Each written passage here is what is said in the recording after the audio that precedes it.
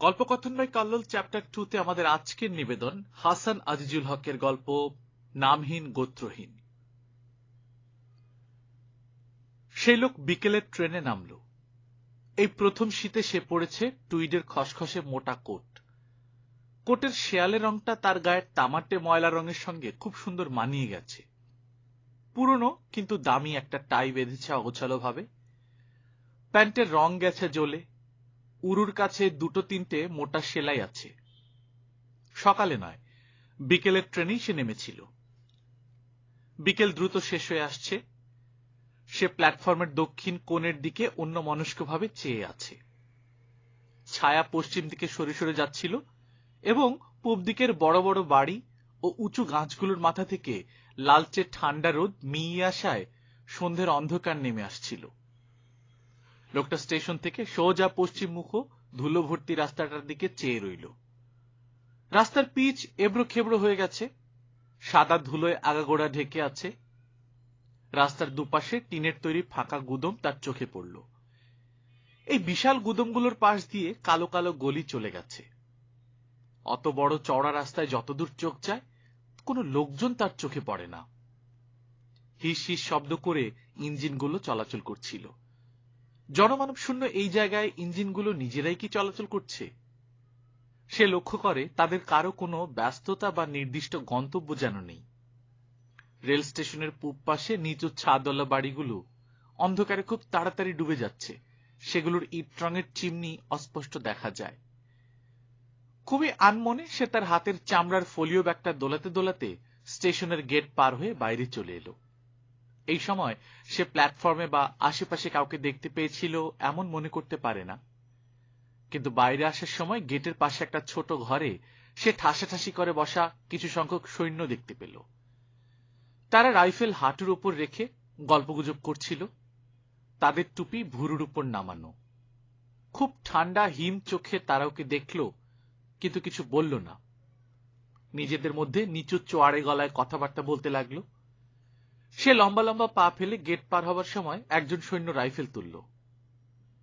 নেহি নেহি আভি নেহি, এই বলে তার পাশের সৈনিকটি হাত বাড়িয়ে রাইফেলের নলটা নামিয়ে দিল।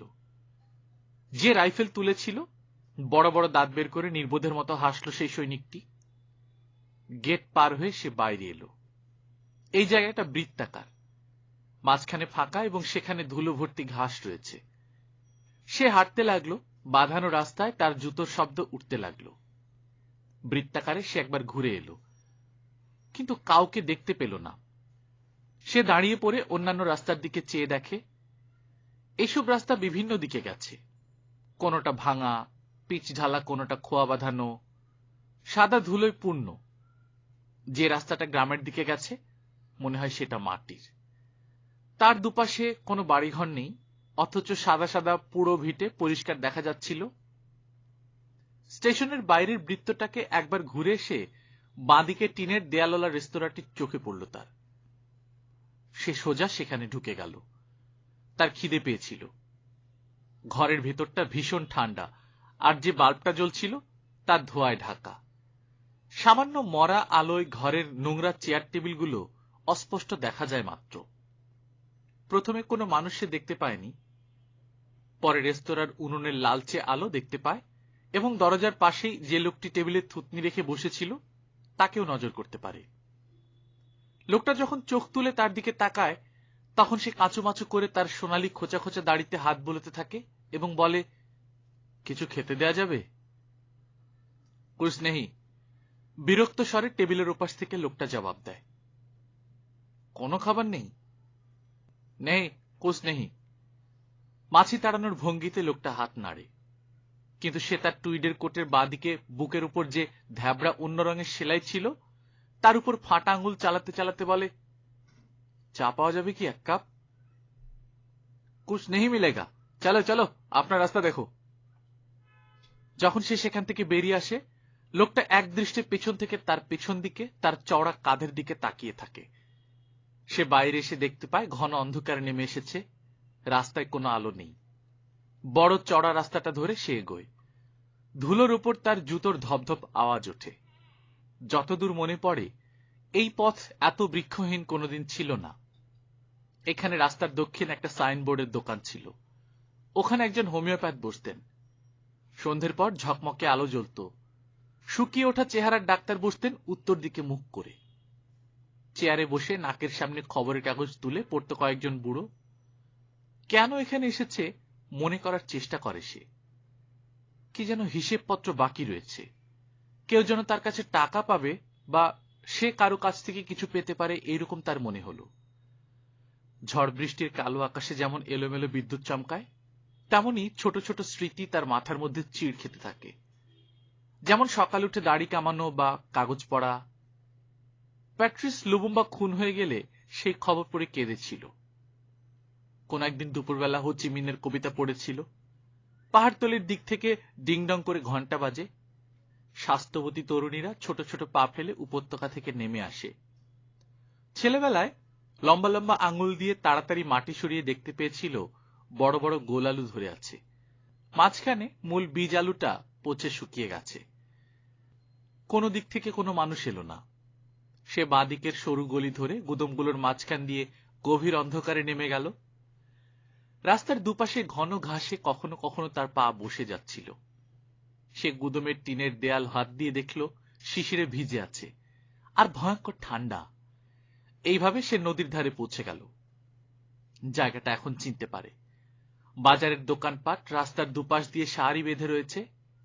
সমস্ত দোকান সে বন্ধ দেখল। নদীর বাঁধানো পাড়ি হচ্ছে রাস্তা। এই রাস্তার দুদিকে দোকানঘরগুলো। নদীর দিকে কোনো দোকানের নিচেই মাটি নেই। নদী এসে ক্ষয় করে দিয়ে গেছে। সেদিকে সমস্ত ঘর মোটা মোটা বাঁশ বা গাছের গুড়ির উপর ভর দিয়ে শূন্যে ঝুলছে। দুবার কান পেতে সে পানির ছলাৎ ছলাৎ শব্দ শুনল অন্ধকারের মধ্যে। তার মনে হলো ঠিক পায়ের নিচে নদী এসে মাথা ঘুরছে। দোকানপাটের ফাঁক দিয়ে বাঁদিকে চেয়ে সে স্তব্ধ নদী দেখতে পেয়েছিল। আলোহীনতায় বিশাল হয়ে বয়ে যাচ্ছে। কিছু কিছু অস্পষ্ট আলো দেখতে পেয়ে সে নদীর বুকে নৌকোগুলোর অস্তিত্ব টের পায় এবং বুঝতে পারে ঘন হয়ে কুয়াশা জমে আছে পানির উপর। নদীর ভয়ে এককালে কারা এই রাস্তা কালো পাথর দিয়ে বাঁধিয়ে দিয়েছিল। পাথরগুলো এখন উঁচু নিচু হয়ে গেছে, কোথাও কোথাও উঠে গেছে। সে হাঁটতে গিয়ে হুমড়ি খেয়ে পড়ছিল। কিন্তু এসব লোকটা গ্রাহ্য করেনি। সে শুধুই আশ্চর্য হয়ে যাচ্ছিল। কেউ তার সামনে আসছিল না বা তার সঙ্গে কোনো আলাপ করছিল না। কোথাও কোনো আলো জ্বলছিল না। দুপাশের ঘরগুলোর বিরাট দরজা শক্ত করে বন্ধ করা। কোথায় যেন কার ভয়ে দাঁত কপাটি লেগেছে। লোহার তৈরি কিছু একটা দাঁতের ফাঁকে ঢুকিয়ে দাঁত ছাড়িয়ে দেয়া দরকার, এমনই মনে হলো তার। আর ভীষণ কৌতূহলে সে রাস্তা ছেড়ে নিচু বারান্দায় উঠে একটা বন্ধ দরজার ফাঁক দিয়ে ভেতরে উকি দেবার চেষ্টা করল। কিন্তু সে কিছু দেখতে পেল না। দুহাতে প্রাণপণে চাড় দিয়ে দরজা একটু ফাঁক করতে পারল না। শুধু ঝাল মশলার তীব্র গন্ধ তার নাকে এসে লাগলো। সে ফিরে আসবে। অন্ধকারে একটা কালো রঙের ছাগলের উপর পড়ে সে ছিটকে রাস্তায় চলে আসে। পাথরের রাস্তায় ভয়ানক শব্দ হয়। এই সময় সে প্রথমবারের জন্য ভারী বুটের শব্দ শুনতে পায়। অনেকগুলো বুটের শব্দ। অন্ধকারের নৈশব্দ থেকে উঠে আসছিল খট খট খট এই শব্দ। তারপর বিজাতীয় কণ্ঠে বিকট হাঁক উঠল, কন হ্যাঁ উধার? এই চিৎকারের প্রায় সঙ্গে সঙ্গে কড়াত শব্দে রাইফেলের গুলি ফাটে। সে একটুক্ষণ দাঁড়িয়ে শুনল বুটের শব্দ অন্যদিকে যাচ্ছে। আবার রাইফেলের গুলি ফাটল। সে তার ফোলিও ব্যাগটা বগলে রেখে বুকে হাত বেঁধে একটু দাঁড়ালো এবং পরে সাবধানে হাঁটতে লাগল। এইভাবে বন্ধ সারি সারি দোকানপাটের ভিতর দিয়ে ফাঁকা শূন্য রাস্তা ধরে অসংখ্য গলি ঘুজি অতিক্রম করে, যেগুলো অন্ধকারের মধ্যে পেঁচিয়ে পেঁচিয়ে গোলকধাতার মতো শুধুই ঘুরছে, একটির পর একটি জনশূন্য নিশ্চুপ। এই গলির ভেতর দিয়ে শতপদী কেন্নর মতো সে পিলপিল করে এগিয়ে গেল। কতক্ষণ পরে সে শহরের বড় রাস্তায় এসে পড়েছে। একটির পর একটি এইসব রাজবর্তম সে অতিক্রম করে গেল। এইসব রাস্তাও অন্ধকারে ডুবে রয়েছে দেখল। তারপর সে একটি ঘোরানো সিঁড়ি বেয়ে ওপরে উঠছে। কোথায় একটা আলো ঝোলানো রয়েছে। লাল আলোয় একবারের জন্য সে দাঁড়িয়ে নোনা ধরা পলেস্তারা খসা দেয়ালের দিকে চেয়ে রইল। সোদা আর ভ্যাপসা একটা গন্ধের নিঃশ্বাস আটকে এলো তার।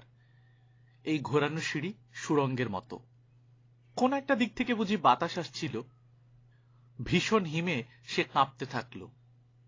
এবড়ো খেবড়ো দেয়ালের গায়ে হাত রাখলে তার আঙুল বেয়ে ঠান্ডা উঠে আসতে থাকে।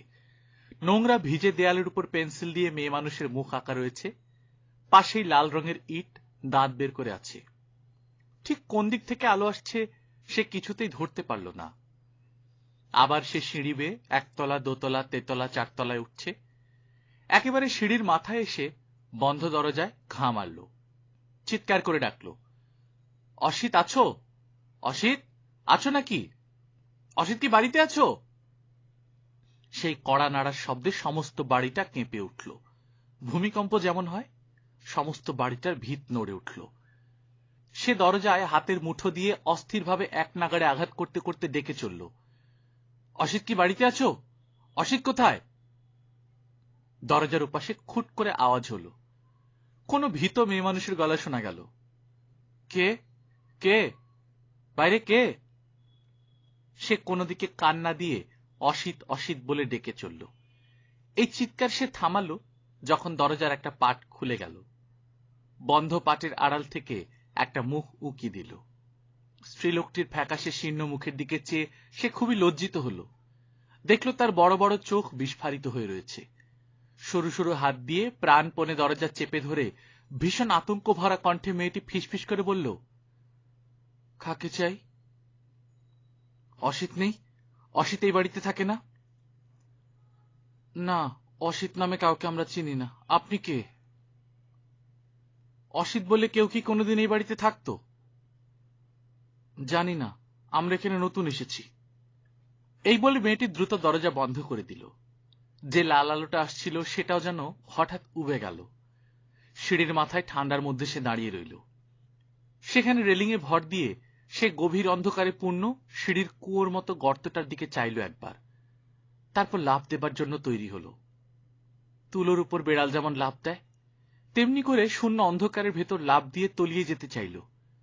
কিন্তু একটু পরেই সিঁড়িতে ভারী পায়ের শব্দ তুলে সে নিচে নেমে যাচ্ছিল। অনেকক্ষণ ধরে ঘুরতে ঘুরতে দেয়াল হাতড়ে হাতড়ে শ্যাওলার উপর আলতো করে নাক ঘষে মার মুখ অশরীরীর মতো সে নিচে যেতে লাগলো। বাইরে এসে রাস্তায় একটা নিচু কালভার্টের ঠান্ডা শানের উপর হাঁটুতে থুতনি রেখে বসে পড়ল। অনেক দূরে রাইফেলের আওয়াজ সে পায়, কিন্তু কান খাড়া করেও কোনো বাতাসের গন্ধ পায় না। লোকটা একবার মুখ তুলে আকাশের দিকেও চেয়েছিল। কোনো তারা ছিল না এবং মেঘ দেখা যায়নি। সে কোনো বিভৎস শব্দের প্রতীক্ষায় ছিল, কিন্তু কিছুই না ঘটায় সে বিরক্ত হয়ে আবার হাঁটতে শুরু করে। চৌকো চৌকো বাড়িগুলো রাস্তার দুধারে ছড়িয়ে রয়েছে। নিচু ছাদ আবছা অন্ধকারে চকচক করছে, আর এসব বাড়ির পাশ দিয়ে ছোট ছোট ধুলো ভর্তি পথ বা কালো পিচের রাস্তা একে বেঁকে আতঙ্কের অন্তপুরের দিকে চলে গেছে। তার পেছন দিকে কোনো অনির্দিষ্ট রাস্তা থেকে এখন সে ভারী গাড়ির আওয়াজ পায়। ইঞ্জিনের গম্ভীর গুড়গুড় শব্দে কিছুক্ষণের মধ্যেই কানে তার তালা ধরে যায়। শব্দটা ওঠার পর থেকে আর কিছুতেই দূরে যেতে চায় না। অজস্র মোড়ওয়ালা প্যাঁচালো কোনো রাস্তা দিয়ে গাড়ি যাচ্ছে বলে শব্দটা কখনো দূরে চলে যায়, শুধু রেশটা থাকে মাত্র। আবার ঘুরে এসে বুকের ভেতর ঢোকে। আওয়াজটা কিছুতেই তাড়ানো যাচ্ছিল না। স্ক্রুর মতো প্যাঁচ কেটে কেটে পাতালে নেমে আবার সেইভাবে ঘুরে ঘুরে উপরে উঠে আসছে যেন। এতে সে ভারী একঘেয়ে বোধ করছিল। তার ঠান্ডা লাগছিল। কোটের কলার দুটো যতটা সম্ভব টেনে তুলে কান ঢাকা দেবার চেষ্টা করল। তারপর খুব জোরে জোরে দুহাত ঘষে নিল। দুপাশের বাড়িগুলো নিঃশব্দ। কোনো আলোর রশ্মি দেখা যাচ্ছিল না। কেউ কাউকে ডাকছিল না। কারো সঙ্গে কোনো আলাপ হয়নি। কেউ দরজায় ধাক্কা দেয়নি। প্রতিটি দরজা শক্ত করে বন্ধ করা ছিল। যখন সে ডান দিকের রাস্তায় মোড় নিয়ে একটা বড় বাড়ির অন্ধকারের আড়ালে চলে গিয়েছিল, সেই সময় অতি দ্রুত একটা জিপ এসে ঘ্যাস করে ব্রেক কষে বড় রাস্তার উপরই থেমে যায়। সে সেখানে দাঁড়িয়ে দাঁড়িয়েই স্ত্রীলোকের গোঙানি শুনতে পেয়েছিল। লোকটা তার বুকের ভেতর খুব একটা কষ্ট অনুভব করেছিল। একবার সে মাটির দেয়াল চাপা পড়েছিল। নাকের মধ্যে ঢুকে গিয়েছিল গুঁড়ো মাটি। কিছুতেই নিঃশ্বাস নিতে পারছিল না। সেই রকম সে জিপটার কাছে যাবার জন্য পা বাড়িয়েছিল। কোথায় কিভাবে সে ছিল এবং তার জীবন স্বপ্নের ভেতর কোনো স্বপ্নের মতো কিনা বা বাস্তব, এইসব প্রশ্ন হঠাৎ গুলিয়ে গেল বেচারির। এবং ফস করে দেশলাই জ্বলে উঠলে একজন বিজাতীয় মানুষের নিষ্ঠুর মুখ এবং একটা মুখ বাঁধা স্ত্রীলোকের অবয়ব হঠাৎ দেখে ফেলল। সে এগিয়ে যাচ্ছিল, তক্ষুনি কেউ লাফ দিয়ে জিপে উঠল এবং তীব্র গতিতে সেটা চলে গেল। লোকটা মুখ ফিরিয়ে আশ্চর্য হয়ে দেখল চাঁদ উঠেছে। সে শহরের প্রশস্ততম রাস্তার মোড়ে এসে দাঁড়িয়েছে। চাঁদ খুব তাড়াতাড়ি আকাশে উঠে গেল। সিধের চওড়া রাস্তার বহুদূর পর্যন্ত সে দেখতে পাচ্ছিল। মরুভূমির মাঝখানে অতি প্রাচীন ও জনমানব শূন্য অট্টালিকা শ্রেণীর মতো দেখাচ্ছে এই রাস্তার দুপাশের বাড়িঘর। বিকেলের মরা আলোয় মাটি খুঁড়ে উন্মোচিত পুরনো ঘরবাড়ি ভাঙাচোরা, সব ছাদ সমান উঁচু নয়। চওড়া রাস্তা আর চমৎকার জল নিকাশের বন্দোবস্ত, সরু সরু পথ, সব রয়েছে এইরকম দেখাচ্ছিল এই শহর। সাদা রং করা বাড়িগুলো ধপধপ করছিল। এক একটা বাড়ি অন্য বাড়ির উপর, রাস্তার উপর ঘন কালো ছায়া ফেলেছিল। কোন কোন বাড়ির সামনে দিয়ে লম্বা পাঁচিল চলে গিয়েছিল। পাঁচিলের ওপাশে ছিল ফুলের গাছ, অযত্নের কাঁটালতা, শ্যাতলা ধরা ইটের খোয়া। কোন বাড়ির গেটের পাশে লেখা ছিল, সাবধান, কুকুর আছে। কিন্তু কুকুরের ঘেউ ঘেউ শোনা যায়নি। বাড়িগুলোর কোনটা উঁচু, কোনটা নিচু, কোনটা নতুন রং করা, কোনটা পুরনো আর সোঁদা গন্ধওয়ালা, ভিজে স্যাঁতস্যাঁতে অন্ধকার। বাতাবি লেবুর গাছ, ঘন পাতাবাহার, কিছু কিছু পোড়ো জায়গা আশেপাশে। এই রাস্তা দিয়ে এসব গলি ঘুজি অতিক্রম করে, কখনো ছায়ার ভিতর দিয়ে, কখনো জ্যোৎস্নায় মাথা উঁচু করে, সে অনেক লম্বা সোজা মোটা কোট গায়ে ধুলো ভর্তি বুট জুতো ঘষতে ঘষতে হাঁটতে লাগলো, ঠিক যন্ত্রের মতো। তার গতি দ্রুত নয়, ধীর নয়, ঘড়ির কাঁটার মতো অবিচ্ছিন্ন, ক্রমাগত একই রকম। এইভাবে কখনো হয়তো তার খারাপ লেগে থাকবে। মাটির উপর সে বসে পড়ে পা থেকে জুতো জোড়া খুলে ফেলে, টান দিয়ে মোজা থেকে পা দুটো মুক্ত করে আহ শব্দ করে আরাম জানায়। পটাপট শব্দে মোজা ঝাড়ে, জুতো জোড়া পিচের রাস্তায় ঠোকে, তারপর হাতে জুতো মোজা নিয়ে খালি পায়ে হাঁটতে হাঁটতে একটা অন্ধকার গলিতে ঢুকে পড়ে। গলিটার আধা আধি যখন পার হয়ে গেছে, তখন বড় রাস্তার দিক থেকে জুতোর আওয়াজ আর কথাবার্তা শুনতে পেল। সে শুনতে পায়, শালা বলো, তুম লোক জয় বাংলা হো? নেই, কে উত্তর দিল। জরুর জয় বাংলা হো। এই কথার সঙ্গে সঙ্গে একটা ভোতা আওয়াজ তার কানে এলো। তখন এক বিচিত্র বোধে জুতো হাতে নিয়ে বগলে ফোলিও ব্যাগ পুরে সে হামাগুড়ি দিয়ে রাস্তার দিকে এগোয়। জ্যোৎস্নায় সে কিছু মানুষ দেখতে পেল। তুমি হিন্দু হো? নেই, আবার কেউ বলল, জরুর তুমি হিন্দু হো। জ্যোৎস্নায় সে দেখল ৮-১০ জন একজনকে গোল হয়ে ঘিরে রেখেছে। মাঝখানে লোকটার খালি গা, পরনে কালো হাফ প্যান্ট। তোমারা ঘর কাহা? সে চুপ করে আছে। জয় বাংলা কাহা হ্যায়? লোকটা কোনো কথা বলছে না। একজন তার মুখে প্রচন্ড একটা ঘুষি বসালো। কালো প্যান্ট পরা লোকটা মুখ থুবড়ে পড়ে গেল। সালা তুমকো গুলি করেগা, অভি করো। উঠে বসে মুখ মুছতে মুছতে সে বলল, तुम मुक्तिफौज नहीं हो शाला, बांगाली कुत्ते, शाला मुजिब का पुजारी। नहीं। तुम हिंदू नहीं हो? नहीं। लो भाई, गोली कर दो। नहीं नहीं, गुली नहीं करेगा, देखो हम क्या करे। কয়েক মিনিট পর গলি থেকে সে দেখতে পেল সামনের একতলা বাড়ির ছাদের দিকে কালো প্যান্ট পরা লোকটা উঠে যাচ্ছে। তার মাথা মাটির দিকে, পা দুটো একসঙ্গে বেঁধে একতলার ছাদের লোহার রডে দড়ি আটকে কপিকলের মতো দড়িতে টান দিচ্ছে কয়েকজন সৈন্য।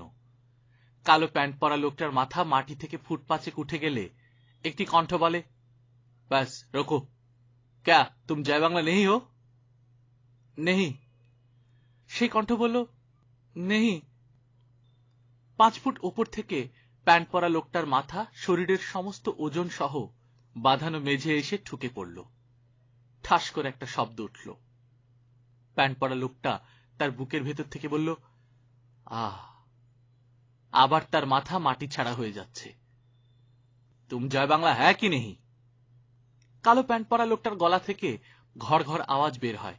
সেই আওয়াজটাকেই কথায় পরিণত করে সে বলে, বাঙালি তুম লোগো কো খতম করেগা, আভি ভাগ যাও বাঙাল মুলুক সে। কথা শেষ হবার আগেই আবার সেই মাটিতে কাঁচা মাংস থ্যাতলানোর আওয়াজ। গলি থেকে উঠে দাঁড়িয়ে এবার টলতে লাগলো সে। মাতালের মতো দুলতে দুলতে অন্ধকার ঠেলে গলি ধরে রাস্তার ধার দিয়ে গলি গলি গলি পেরিয়ে শেষ পর্যন্ত একটি একতলা বাড়ির ছোট মাঠে সে এসে দাঁড়ায়।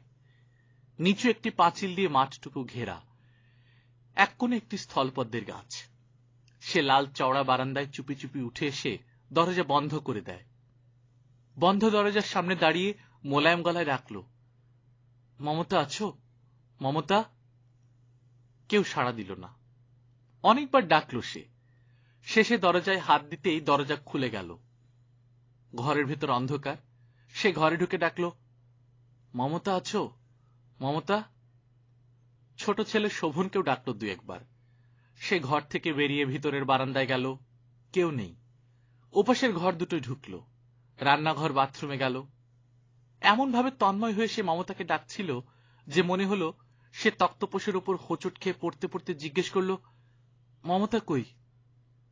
টেবিলের কোণে হাত বুলিয়ে আলমারির কাছ দিয়ে যেতে যেতে একই প্রশ্ন মনে মনে করেছিল। তারপর ভেতরের উঠোনে নেমে এসে বাড়িটাকে সে দেখছিল। চারদিকে বড় বড় উঁচু বাড়ির চাপে এই বাড়িটাকে কুয়োর মতো মনে হচ্ছিল।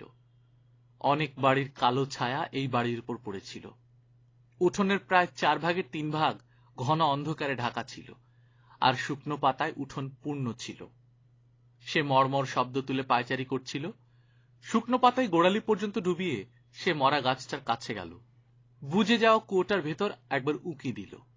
শেষে পুরনো জং ধরা একটি কোদালে তার হাঁটুতে জোর আঘাত লাগে। লোকটা জুতো জোড়া খুলে ফেলে দিল একদিকে, ছুঁড়ে ফেলল ফোলিও ব্যাগ, কোট, টাই আর শার্ট খুলে ফেলল একে একে। গেঞ্জির ভেতর দিয়ে তার লোমশ বুক ফুলে ফুলে উঠছিল। তার সামান্য পাগলাটে চোখের দৃষ্টি আরো গোলমেলে হয়ে উঠল।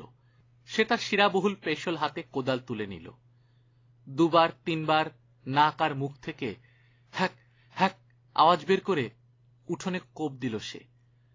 তারপর হেট হয়ে একটা পাঁজরের হাড় তুলে নিল হাতে। হাড়টা তলোয়ারের মতো বাঁকা। সেটা তুলে নাকের কাছে নিয়ে গন্ধ শুকল। হাত বুলিয়ে বুলিয়ে দেখল। তারপর আবার চলল উঠোন কোপানো। একে একে উঠে আসছে হাতের অস্থি, হাঁটুর লম্বা নলি, শুকনো সাদা খটখটে পায়ের পাতা। সে প্রচন্ড তেজে কোদাল চালাচ্ছে। কখনো কোদাল রেখে জন্তুর মতো নখ দিয়ে আছড়ে যাচ্ছে মাটি। দরদর করে ঘাম ছুটছে তার সমস্ত দেহ থেকে। ঠোঁট চেটে নোনা স্বাদ সে গ্রহণ করছে। খুঁজতে খুঁজতে একটি ছোট হাত পেয়ে গেল সে। সেটাকে তুলে আপনমনি লোকটা বলল, শোভন, সাবাস। তারপর উঠে এলো দীর্ঘ চুলের রাশ, কোমল কণ্ঠাস্থি, ছোট ছোট পাঁজরের হাড়, প্রশস্ত নিতম্বের হাড়, তারপর করটি। খুলিটা হাতে নিয়ে সে ওটার চোখের শূন্য গহ্বরের দিকে চেয়ে রইল। তার নিজের চোখ নিয়ে গেল করটির চোখের গর্তের খুব কাছে। এক দৃষ্টে চেয়ে রইল সারি সারি দাঁতের দিকে। ফাঁকা মুখ গহ্বরের ভিতর নিঃশব্দে বিকট হাসি হাসল করটি। মমতা, লোকটা বলল। বলে সেটা পাশে নামিয়ে রেখে আবার দ্বিগুণ উৎসাহে মাটি খুঁড়তে লেগে গেল। পৃথিবীর ভেতরটা নাড়ি ভুড়ি শুদ্ধ সে বাইরে বের করে আনবে। গল্পকথন বাই কল্লোল চ্যাপ্টার 2 তে আপনারা শুনছিলেন হাসান আজিজুল হকের গল্প নামহীন গোত্রহীন। আমরা নিয়মিত গল্প পাঠ করে শোনাচ্ছি। আপনারা যারা প্রথমবার মতো শুনছেন, কাইন্ডলি সাবস্ক্রাইব করে নেবেন, বন্ধুদের সাথে শেয়ার করবেন। গল্পকথন বাই কল্লোল নামে আমাদের একটা ফেসবুক গ্রুপ আছে, লিঙ্কটা ডেসক্রিপশনে দিয়েছি, আপনারা সেখানে জয়েন করে আমাদের সাথে থাকতে পারেন। আশা করছি ভালো লাগবে। নিজে ভালো থাকবেন, আশেপাশের লোকজনকে ভালো রাখবেন। টাটা।